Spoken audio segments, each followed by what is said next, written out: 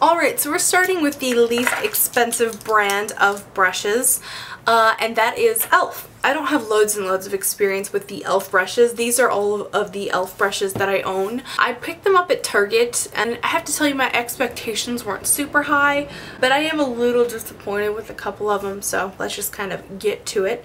So let's talk about the $1 brushes first. This one is this, I don't know if it says, yeah, brow comb and brush. Sure.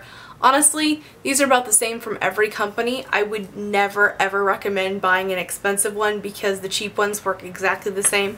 This was $1. It was totally worth $1. So highly recommend this if you see it at Target or on the e.l.f. website. I mean, even if it falls apart on you in like 3 months, it was $1. Alright, so while we're talking about the $1 brushes, I only have one other one, and that is the Eyeshadow Brush. And it's very, very, very short. It's almost like a mini version of the Sigma. It's almost like a mini version of the Sigma shader brush, which I don't like, and I really don't care for this one very much either. It's very short and very dense. For me, it doesn't, and it keeps losing hairs. It's ridiculous, and it's very dense, so it's not like it's getting skinny or anything. It's just that when you're putting your eye makeup on, you don't want to have to pick out like eyeshadow brush hairs. It's really random for me. That doesn't really happen with shader brushes. It's kind of rough, and it doesn't really like pack on color well. I guess it's good for blending out color, but to be honest, I have better shader brushes, so I just don't reach for this. If you're looking for a good inexpensive shader brush, I would recommend the Sonia Kashuk ones, which I've talked about before because I really love the Sonia Kashuk shader brushes.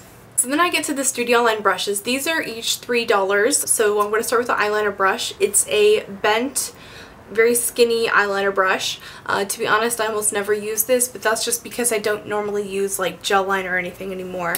I'm much more for like my pen style liquid liners. So that has nothing to do with the quality of the brush, just FYI, I didn't end up using it. And then the next one is a brush like this. This is called their Eyeshadow C Brush. And I have to tell you guys, I've been eyeing this brush online for a really long time, and I am pretty disappointed. First of all, the ferrule on it is really like big and rough. So as you're holding the brush, it kind of like rubs on your finger and it feels uncomfortable, so it's just not something that I reach for. I don't know if it's like a subconscious thing where I just think, ew, that brush is uncomfortable. Plus, I don't know, it just doesn't apply color well for me. And again, the top ferrule here is kind of rough, so on my eye it's a little rough. I was really hoping that it would be like this Nyx brush that I have, and I'm sorry, I don't know the name of this Nyx brush. But they're very similar in shape. In fact, it could be called the C brush from Nyx too, I don't know. The Nyx version is a natural hair. It's very dense.